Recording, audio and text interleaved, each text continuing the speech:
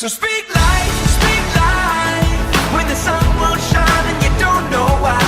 Look into the eyes of the broken hearted, watch them come alive as soon as you speak hope, you speak love, you speak life. Hi, and welcome to Dealing with Life. I'm Tom Baker, thrilled to have you along for the ride today. This is a show we do every single week. Feature guests who have either been through problems and become victorious and share their stories, or we also feature people who have been called to help others. Today's program brought to you by Malone Dentistry. And in the studio with me today is Wil Cantrel. Wil is a United Methodist pastor, also an author, and most recently is also leading the charge in developing a recovery program at Concord United Methodist Church. Wil, welcome. How you doing? Doing well. Great to be with you, Tom. I've known you only for a few years, but you've become a very dear friend and one of my favorite people because I just love your perspective on things. Recovery is a ministry I'm so passionate about because that is where you can actually see true miracles. I mean, if you're struggling to see a miracle, to find a miracle, to prove God's existence, whatever, and you want to find a miracle, look at a person's life being transformed. And a recovery ministry it has that all the time. And Concord United Methodist has a brand new recovery service. Yeah, we're real excited. We're going to be launching a recovery ministry at Concord United Methodist, and we're just thrilled about it. We're calling it United in Recovery. And recovery ministry is something that some people know a lot about, some people know very little about. Some people hear the word recovery and they think, oh, that's an exciting place I'd like to be. And some people think that's a scary place. I'm not sure I could go walk in that door and identify like that. So it's a very important thing to talk about because it's an important thing for each of us, even those of us who may not initially associate ourselves with that word. And it's an incredibly important thing for our society right now with the issues that families and individuals are dealing with. Life is stressful, and it seems like the easiest way out is to just dull the pain. Yeah, we all have our stresses. Yeah. And we all have our coping mechanisms. And all of us have some coping mechanisms that are healthier than others. And all of us have some unhealthy coping mechanisms. Right. And for some of us, our unhealthy coping mechanisms become compulsions. And sometimes that's an addiction to alcohol or drugs. Yeah. Sometimes it's an eating disorder. Sometimes it's a participating in other at-risk behaviors. It can be a sexual integrity problem. It can be a gambling issue. It can manifest itself in anxiety and depression and all sorts of ways. But really what we're doing with those coping mechanisms is we're self-medicating against our fears and our insecurities. Yeah. Things that we're scared we can't handle them, so we just try to cover over. We pull the wool over our eyes, so to speak. Tell us about you. Tell us. You're a family man. You're from here, right? I am. I grew up around Knoxville. I went over to Fountain City Elementary School and Gresham Middle School on the north side of town. Moved down to Chattanooga right before I went to high school, and for a while I pastored Middlebrook Pike United Methodist Church and kind of right across from Beard Middle School, and pastored for a while in Virginia, and now I'm back at Concord United Methodist in the Farragut area, and just grew up around here. Grew up a big Tennessee fan. I kind of was raised such that when you saw somebody at church wearing an Alabama hat, you thought, well, that's a nice person, but they just don't quite have their morals in the right spot. There's a screw loose up there. Something's going on. So I'm definitely from this area. You don't have any problem wearing orange? No, not at all. Not at all. My wife is from Virginia, and I think when she first came down here, the first game day, when she went to Kroger, and there were orange balloons all over Kroger, and every employee had on orange. It took some getting used to. But there's a whole culture shock there. Yeah. And you have kids? I do. I've got 3 kids. I got 2 boys, a 4th grader and a 3-year-old, and then I've got a little girl who's a first grader. And boy, they're a ton of fun. It's amazing to watch them grow, and also amazing how 3 kids raised in the same house can be so different. Oh, totally different. Yeah. It's like, wait, are you sure you came from the same parent? Okay. I guess I saw it happen. Yeah. So, Concord United is such a tremendously growing church, and so many new things happening. But this recovery service has kind of been in the works for a while, and you've been spearheading the thing. Yeah, we've been laying the groundwork for this for a year, maybe a year and a half now. Man. And what we really did, if you know recovery is based on the 12 steps that were originally articulated by Alcoholics Anonymous. Mm-hmm. And for each of those steps, really, if you look at how they came about historically, they are very much based in the New Testament and in the Scriptures. I'll tell you a little story. When I was working at a church in Lebanon, Virginia, we had an AA meeting there. Okay. And a weekly meeting. A daily meeting. Oh, wow. Okay. So I was pastor there, and I thought it was an open meeting, which meant that if you did not struggle with alcohol or drugs, which I did not, you were still welcome to attend, but you couldn't speak. Really? You can't speak at the meetings if you haven't been through the struggle, which is wonderful, especially for a pastor to have to go somewhere and be silent. Yeah. Not a strong point, right? So I remember, but for some time I'd been in some pretty intensive, just personal small groups where we tried to take our faith and the Bible very seriously. And I got in that room, and I remember hearing the 12 steps, and I remember seeing how people were applying it to their lives, and it just hit me. If you took your faith and you took Jesus Christ seriously, you would have already done these. You might not have done them in this order, mm-hmm. but you would have done these. Interesting. These are familiar.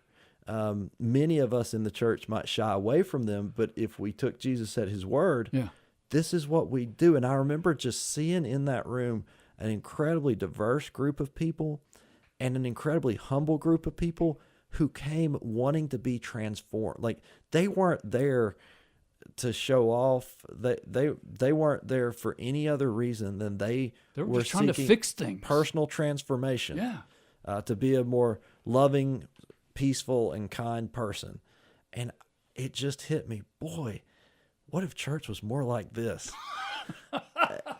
I mean, what if we came with that attitude? But what if we didn't mind if it was boring sometimes because we were so focused on what we could get out of it, not if it was entertaining us. Right. And so how it could actually transform our lives. Exactly. Yeah. So that began really what's now I guess 8 or 9 year journey that I've been on into recovery ministry and seeing it in all its facets, not just for those who struggle with alcohol or drugs, for those who struggle with anxiety, for perfectionism, control issues, those who struggle with family members who have loved ones who have compulsions or addictions, mm-hmm.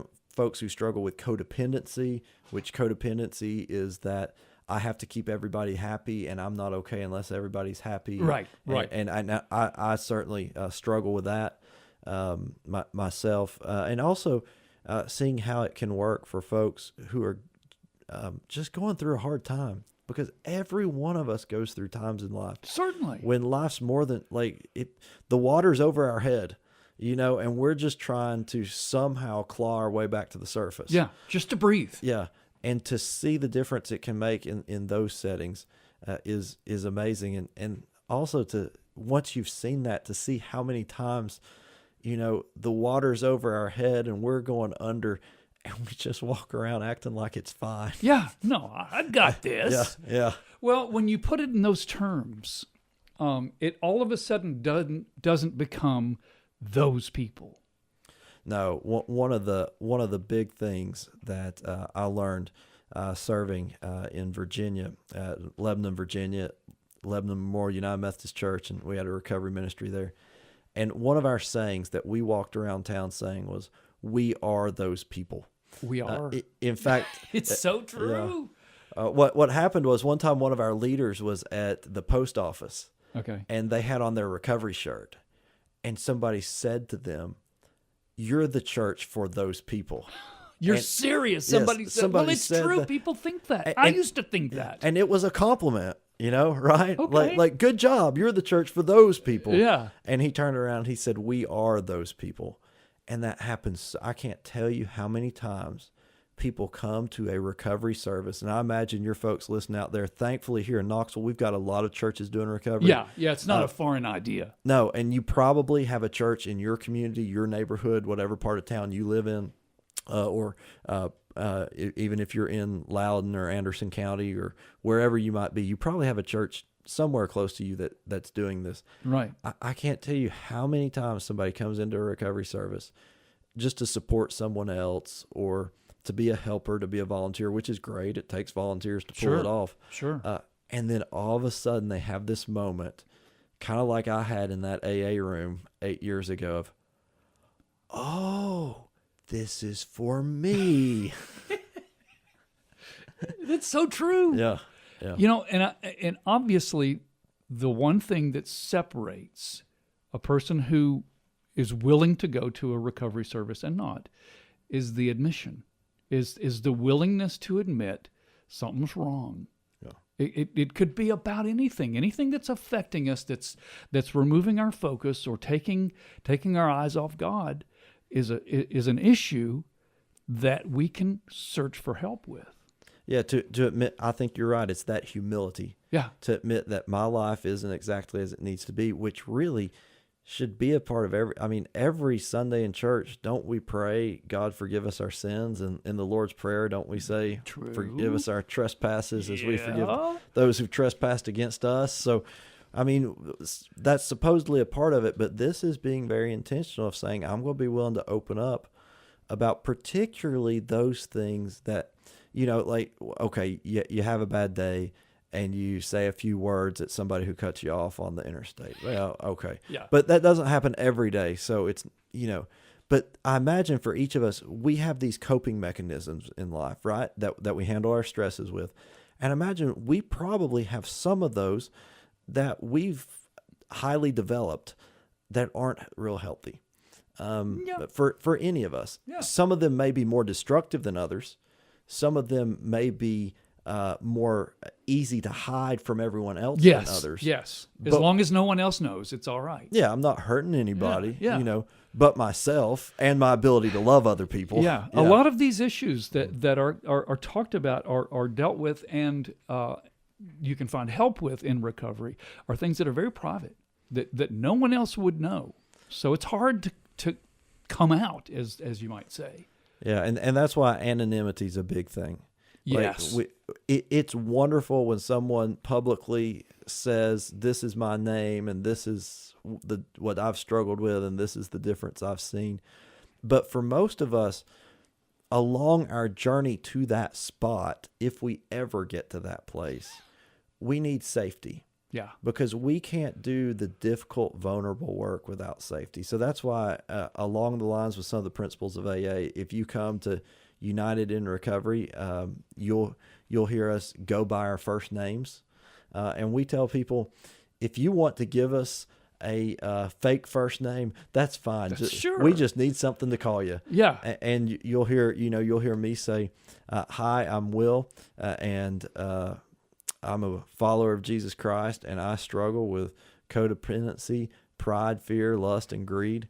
And, because I want to be honest with people that right up front. Yeah. I'm not sitting here any better than anybody else. Well, that takes walls down. Yeah. When people look at you and say, wow, you have problems too. You have issues that you need help with. Okay, well, here are mine. And that makes it a little easier. This is Dealing with Life. What a great conversation we have begun. Wil Cantrel is in the studio with me today. Will is a United Methodist pastor, also an author, and the developer, person in charge, whatever you want to call it, of United in Recovery at Concord United Methodist Church. And we've got more to talk about here in a minute. This program today is brought to you by Malone Dentistry. This show, we deal a lot with struggle. And one thing I don't want you to struggle with is finding an honest, thorough, and professional dentist. Malone Dentistry is a place I've gone for the last 20 years, and they've been in business for 20 years. Dr. Stephen Malone treats you like a member of his family. He's honest, he's experienced, he features personal care. He, along with his team of 15, provide actual comprehensive oral care, and they develop a plan for your mouth, a plan to preserve your teeth for your lifetime. And what they do works. They restore you to optimal oral health, function, and appearance so you can have a healthy, vibrant smile. Dr. Malone, along with his associates, Dr. Aaron Noble and Dr. Michael Costa Jr., are the team I trust for family and restorative dentistry. Malone Dentistry, right off of Kingston Pike on South Peters Road. See some glowing reviews at KnoxvilleSmiles.com. This is Dealing with Life. We've got more about recovery at Concord United with Wil Cantrel in just moments. It's not over. Have you ever felt forgotten in the middle of nowhere? Have you ever felt like you could disappear? Like you could fall and no one would hear? This is Dealing with Life. I'm Tom Baker, author of One Dog's Faith. Today's program brought to you by Malone Dentistry. And in the studio with me today is Wil Cantrel, United Methodist minister at Concord United, also author. And presently what we're talking about today is the person in charge of the brand new recovery service. You call it what? United in Recovery. I like it. And I'm even wearing a T-shirt in honor of that, just so everybody could see it on the radio. Well, it'll come across very well. I'm thinking so. Some people may see our billboard on Kingston Pike, but we're the service, really it's a program. It's going to be Mondays from 6 to 8. We start September 10th. Yeah. And we have about a half hour of snacks at 6:30. We have about a half hour, 40-minute worship service. And then at 7:15, we've got open share groups, and that's where is the real magic of the whole thing. That's the magic. We like to say there are three elements of the program: love, inspiration, and transformation. And the time we eat together, that we share together, that we socialize, we're expressing love. We want everyone to know, no matter why you came here, you're not a project, you are a person. Yeah. We're not just glad you're here because we want to see you make some changes. We're glad you're here because we want to see you. Yeah. And we want to get to know you. That's yes. awesome. And who doesn't like standing around, after a long day, standing around, eating something good, talking to people who are happy to see you. Yeah. And so that's the first bit of it. And then after that, we go into the service, and that's the inspiration, where you're going to hear songs that talk about the difference that faith, that God, that recovery can make. You're going to hear a message based on one of the 12 steps and a scripture, and that again really says life can be different, and life can be better, and life can be good, and life can be peaceful. And that's the inspiration. Like, changes really can happen. Good changes really can happen. Good really can come from struggle. And then that's inspiration. And then we get into the open share groups where people actually talk with each other and hear from each other about the changes that have gone on in their lives and what had to happen for those to take place, and where they were and where they are now and what they're up against now. And something about that's where the transformation takes place. Of course, we don't change people, God changes people, but somehow you open the door. When we do that, we're somehow exposing ourselves to an environment that is just ripe for transformation to take place. Yeah. I've struggled with alcohol. I haven't taken a drink in 21 years. Congratulations. It's wonderful. It's praise God. Yeah. But I understand the issue behind it. And some of the problem, I think a lot of the time, is the fact that you cannot see beyond your problem. It's like, this is the way it is. I'm too weak, and there's no way out of this. It's only going to get worse. And I think recovery exposes that mystery that, you can. There is change possible. Yeah, that happens to all of us in whatever our struggle is. We just ultimately decide that, well, I'll never have victory over this, so I'm just going to manage it. Yes. Yes. The thing about alcohol or drugs is eventually it will take over your whole life. It is a progressive disease. It's a disease that has a 90% fatality rate. Oh my. So, It'll beat you if you let it. Yeah, and the other 10% get hit by buses, right? Before the alcohol or drugs can get them. So it takes over, and eventually you get to that point where you say that I can't manage this anymore. Yeah. And probably by the time you get to that point, you haven't been managing it for a while. So it does take that, and then you have to somehow get from that point to the hopeful point of things could be different. And what really helps about being a part of a recovery group is that you see people who were right where you were or worse off than where you were. Yeah. We have a saying in the recovery community that everyone thinks they're terminally unique. That everyone thinks they have the worst story. Sure. And it's funny because somebody will tell their story for the first time, and that takes a lot of courage, and it's a wonderful moment. But one of the best things is once they do that, they'll start hearing other stories, and they'll start realizing that person was just as bad off as me. Yeah.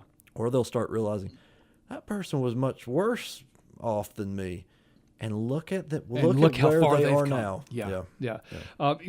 This service, Concord United in Recovery, you've already done some soft opening services. People have come just by hearing about it or private invitation. And one of the things that struck me, and I was at the one earlier this week, and I won't use his name. I'll just use my name. He did a quick testimony, and it really grabbed me. He said, and like I said, I'll use my name.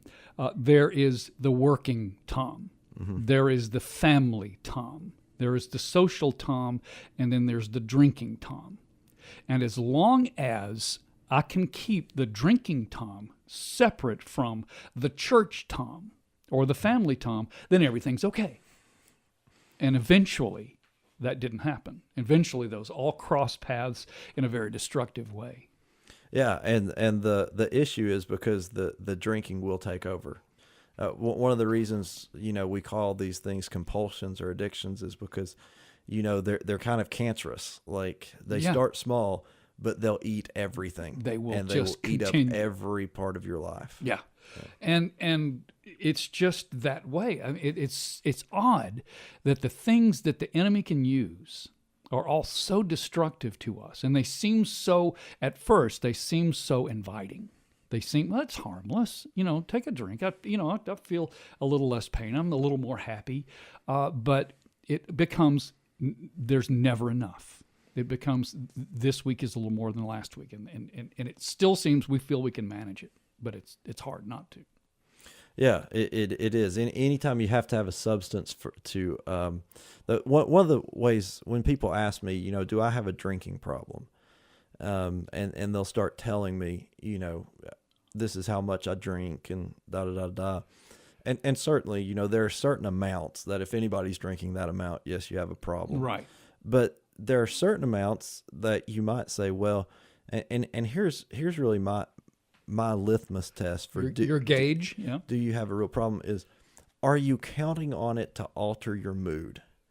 Ooh, and yeah. If that, now I understand in the morning a lot of us count on coffee to alter our moods. Yeah. Here. As I raise my glass. There you go. But if you're drinking coffee all day nonstop, well, that caffeine probably not going to help you sleep at night. If you have it too late, it's going to have some detrimental impacts. The issue is it's not going to destroy your life and cause you to steal from your family and blow your retirement fund. Right. If you're using alcohol in that way, though it might begin by seeming benign, or if you're using another substance, it's going to do all that and more. And it's sad the opiate addiction problem in this area and all across the country starts very innocently as well. For many people, yeah. For many people, it starts after a surgery, right? And somebody convinces them that they need this powerful medication, and they find that after a while they can't get off of it. In fact, I saw a statistic in the Knoxville News Sentinel this year, and it blew my mind. They said in Tennessee, 31% of people use tobacco. 38% of people are on opioids. More than cigarettes. More than cigarettes. Oh, my. More than cigarette, dip, chew, all that put together. Put together are on opioids. Now, you got to realize some of those are using them as prescribed without being addicted. But if you look at the number of people who actually need something like an opioid, which is for really their pain, powerful. Pretty low. Like, I've talked to a lot of doctors about this. Pretty low, the number of people who have a pain issue that just can't be handled with a non-narcotic or some other way. Sure. Do you have people with bone cancer who you need to do anything in the world to help? Yeah. Sure you do. But it's not 38% of the population that needs that. So you figure, I've got to figure, just opioids alone, if 38% of the population's using them, you've got to have 15 or 20% that are using them in a way that isn't healthy. And it's just getting worse. Exactly. Right. And you've got a ton of people who might be using them as prescribed, but have been prescribed way too many and are putting themselves in a very high risk situation for developing addiction. And, but starting to take the drug for emotional purposes. We experienced that a lot in Virginia when I served there. We were in a town that was kind of part of the coal economy. Okay. And so just a scenario, you have a coal miner, 35 years old, hurts his back in the mines, can't work anymore. It has a really significant back injury and is given opioids for his back injury. Right. Just to manage the pain. Yeah. He's now gone from a job that he loved that was very physically demanding to sitting in his house all day with a bottle of pills. When you take somebody in that situation, it's not going to be long before those pills become a solution to an emotional problem of depression rather than a physical problem of back pain. And also the fright of detox, how difficult it is to not do them anymore. I mean, it's a process to do it safely, to stop doing them. But when you have a point where you're talking about where you're depending on them emotionally, it's scary. Oh, I know, because you don't know, you get to the point you don't know who you'll be without them.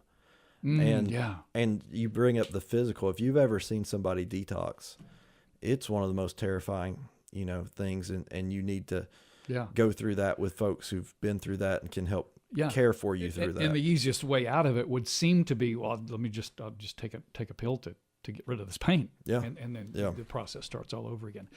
A powerful discussion about recovery. Wil Cantrel, who is pastor at at Concord United, and is also leading the brand new recovery service. We've got more to talk about in just a moment. Today's program is brought to you by Malone Dentistry. I've made it no secret that Malone Dentistry has been my go-to for dentistry work. Family and restorative dentistry. Malone Dentistry treats you like a member of their family. They're honest, they are experienced, they are really good at personal care, which is what makes a good dentist a good dentist. They're right off Kingston Pike on South Peters Road. Dr. Stephen Malone and his team of 15 provide comprehensive oral care that includes developing a plan for your mouth. Have you ever had a plan for your mouth? Well, if you do, then you have a really good chance of keeping your teeth for your lifetime. They at Malone Dentistry restore you to optimal oral health, optimal function, and also optimal appearance, so you'll have a healthy, vibrant smile. They want to preserve your teeth for your lifetime. They provide the best that dentistry has to offer. Malone Dentistry. Go to KnoxvilleSmiles.com and you can see all about them. This is Dealing with Life. We've got more about recovery with Wil Cantrel in just moments. There's no distance too far I can't reach you. Doesn't matter what you've done.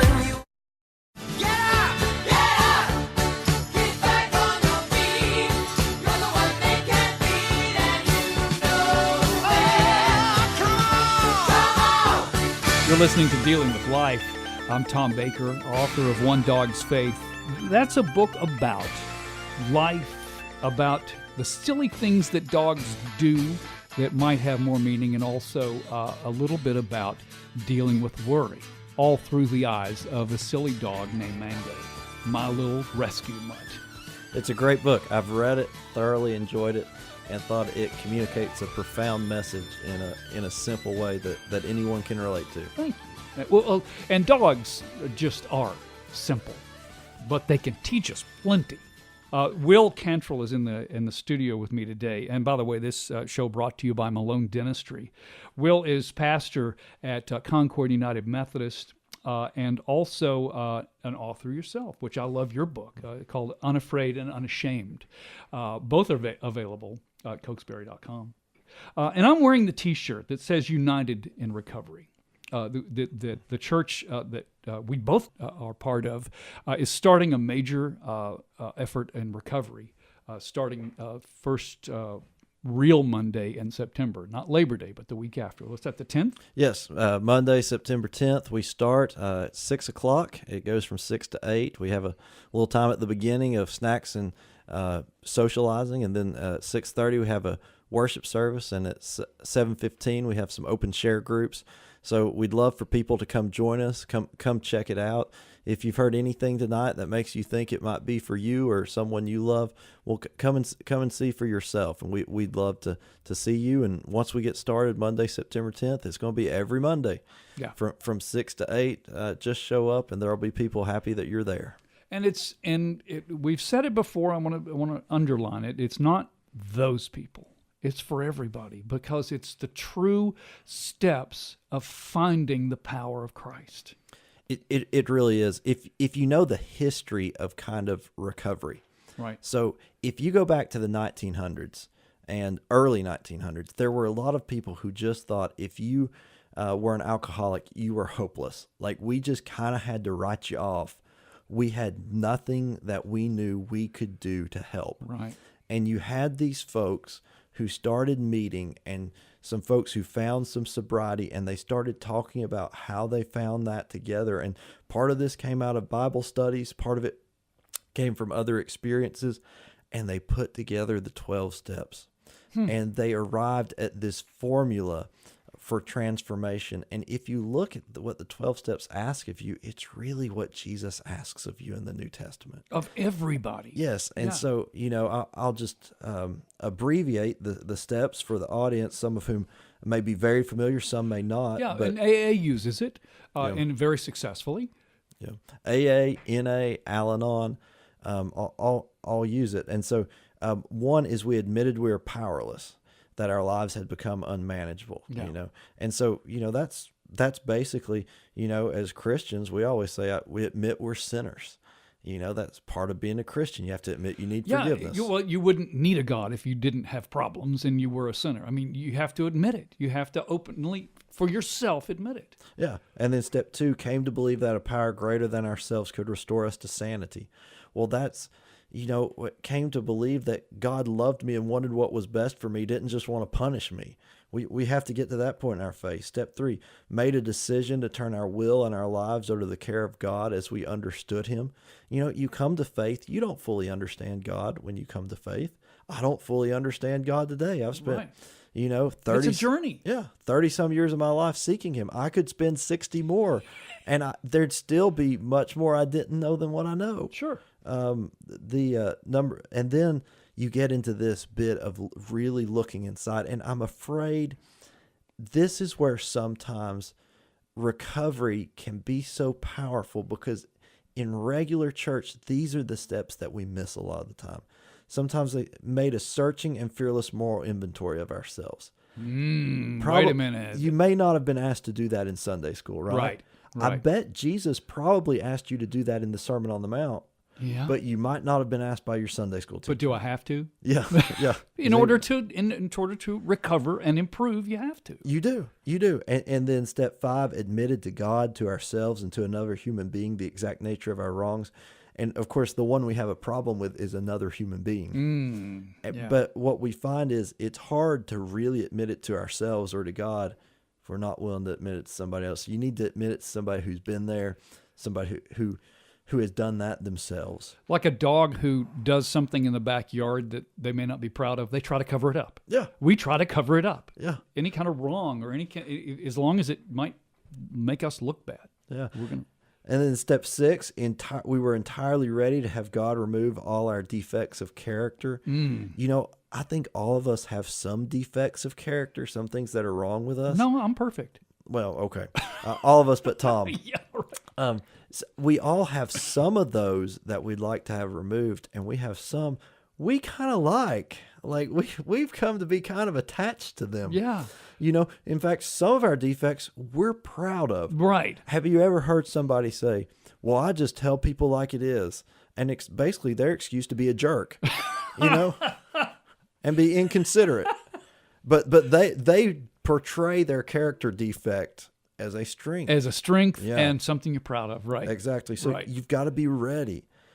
7, humbly asked him to remove our shortcomings, humbly realizing this isn't stuff we can do on our own. Yeah. We need God's help. It is bigger than we. It Yes. has become bigger than we can manage. Yeah. Now, number 8's a big one.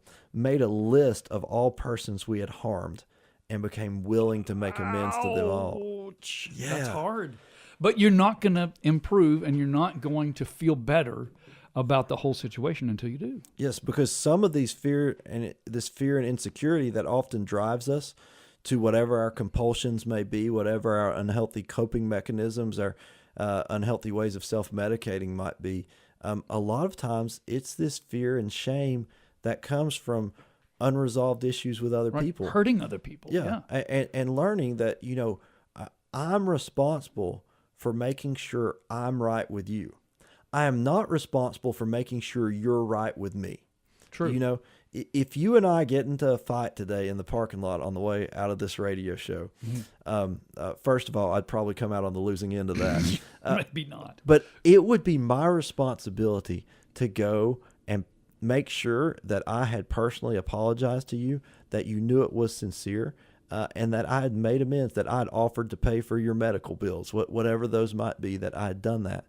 It is not my responsibility and for you to apologize to me. I can't control that. Yeah. It's not my responsibility for you to make yourself right with me by offering to pay my medical bills. That is true. And so I have to let that go. But and that has a lot to do with forgiveness. But it is my responsibility to make sure that I make amends to you. And step 9 is simply we go ahead and make those amends, except when it would harm others. Some of us, we have some brokenness in some relationships, and sometimes trying to insert ourselves back into those might make it worse. Yeah. So we don't want to do that. Yeah. But when we can make amends, we want to. Step 10, continued to take personal inventory. Step 10 is the step that you never arrive. Like you never It's a arrive. work in progress. Yeah. Exactly. You never become that athlete who no longer has to practice and can just show up and be an all-star in the games. That's right? when they start losing the game. Exactly. And then step 11 and 12.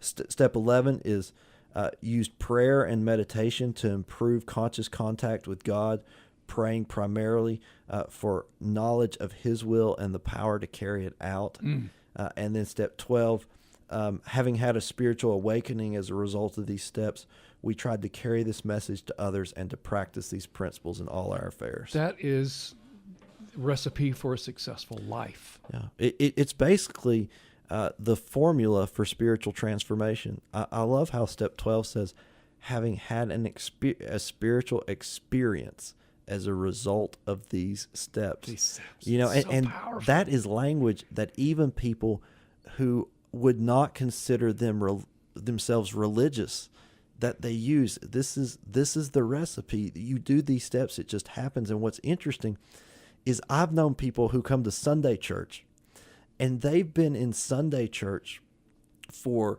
40 years. Yeah. And they wonder why they never have God speak to them. Yeah, this powerful aha moment. Yeah, and they wonder why they don't see this transformation, but they think religion's a good thing, so that they keep doing it and show up and volunteer. I'm supposed to go. Yeah, and they do great things for the community and the church. But the funny thing is, I've never had someone seriously work the 12 steps who has then said, I just haven't had a spiritual experience myself. That's so, yes. So It's a recipe for strength in faith. Yeah, and I think what we can get into when we're, for those of us who were raised in church or go to church regularly, is a lot of times what you can encounter in church is step 11 and 12. What do you hear? You need to pray and improve your conscious contact with God. Step 12, carry this message and tell others about it. And there's nothing wrong with that. Those are great things. In fact, they make it within the 12 steps. Yeah. They're fundamental things we need to do. But there's so many things before that. Yeah, and if all you do is that, we were talking earlier, it's kind of like a car, right? Mm-hmm. So cars need maintenance. And steps 11 or 12, that's your maintenance for your recovery. That's the maintenance for your spirituality. Okay. But for a car, if you if you change the oil, regularly, and you make sure the tires have just the perfect amount of air pressure, you do all that maintenance, it doesn't matter whatsoever if the engine's broke, right? and that's you look at steps 1 through 9, 1 through 10. That's really the transformation. Yeah. And then 11, 12. That's the maintenance. I've never been to a recovery service, and I've been part of probably 8 now. I've been able to speak at a few, or play music at a few, and I've never been to one that hasn't been tremendously powerful, that hasn't had an aha moment where I said, man, Christ is real and he's working in people's lives. In a second, I want to talk about miracles, because on the back of the shirt of Concord United in Recovery, it says miracles still happen. And some people don't believe that. So some don't believe it, and we think we've seen it. Yeah. This is Dealing with Life. I'm Tom Baker. In the studio with me is Wil Cantrel, United Methodist minister at Concord United Methodist Church. We'll deal with more in just a minute.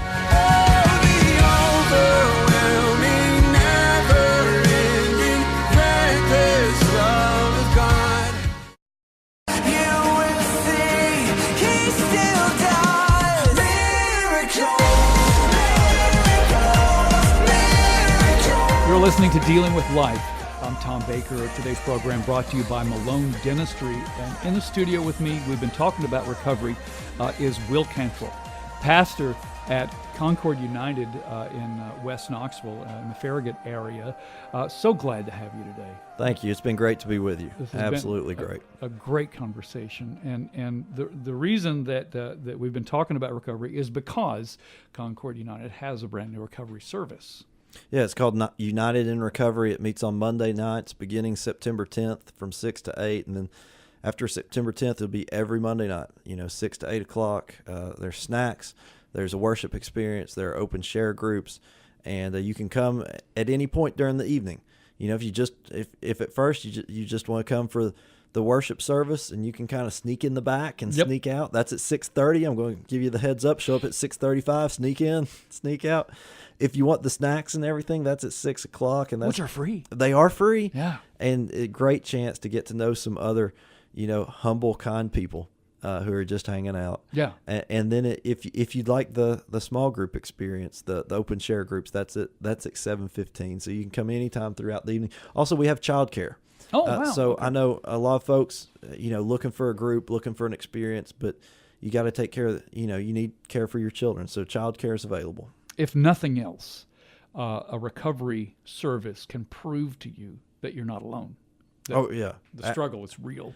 Absolutely. We have 3 kind of primary beliefs that we have about the recovery experience. And the first one is you're not alone. Yeah. That what our addictions, compulsions, sins, problems, hurts, habits, hang-ups, whatever you want to call them, what they do is they isolate you.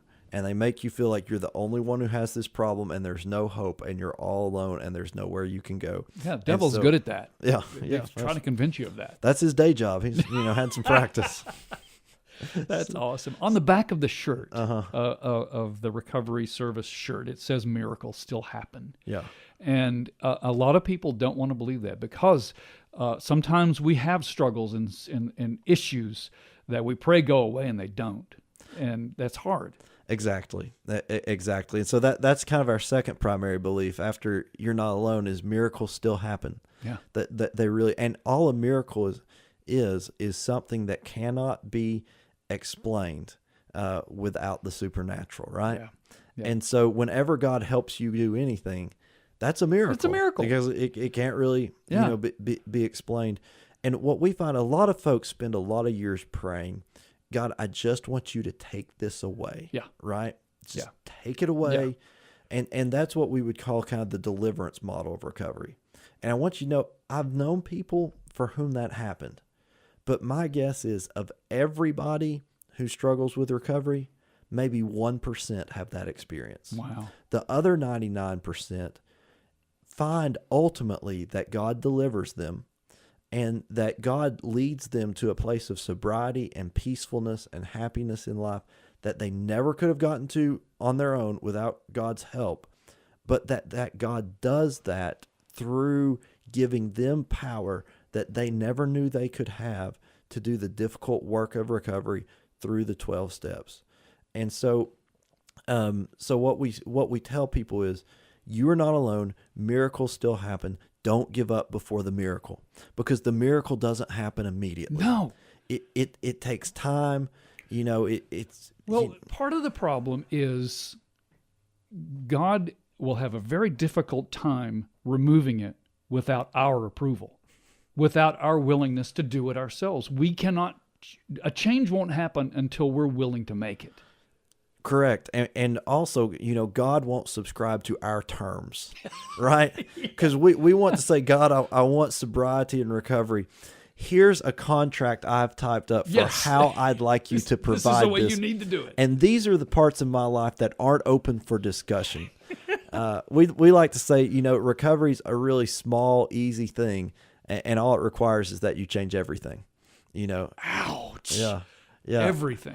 And so it's that willingness of saying, God, everything's on the table.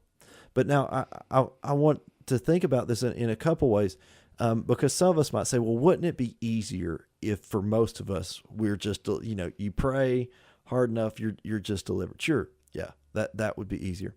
But I want you to think about what's more transformative, for something just overnight to go away because you said some magical formula. Yeah. You you held your foot right. Yeah. That's not Christianity. That's paganism, right? Yeah. That's going to the temple and thinking that you can offer some kind of sacrifice that, causes God to act in a certain way. Yeah. That's not Christianity. Well, and also, if he did that, how likely would we be willing to go back to it if it was just removed overnight? Well, true. Also, if that was the case, when somebody else comes to us with a struggle that's not removed overnight, how helpful are we going to be? Yeah. Not a bit. Yes. In fact, we're going to make them mad. Yeah, right. Well, he didn't do it for me. What did I do wrong? Yeah. So if you look at, if you think about God's perspective on this and you look at long-term consequences, it looks like absolutely the way to go is don't remove this overnight, right? Yeah, and that's certainly something we wouldn't pray. No. One thing I also want to talk about real quickly is Concord United Methodist Church also has a counseling center that's just started.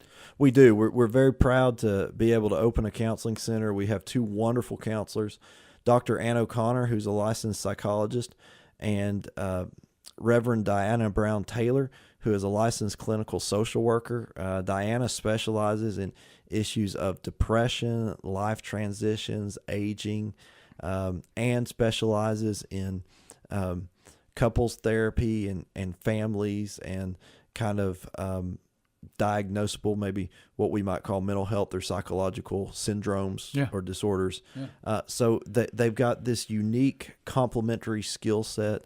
We offer their services through Concord United Counseling Center at far below market value for so that folks have access to it's so important for us, and you don't have to be a church member for anybody in our community to know they have access to these resources.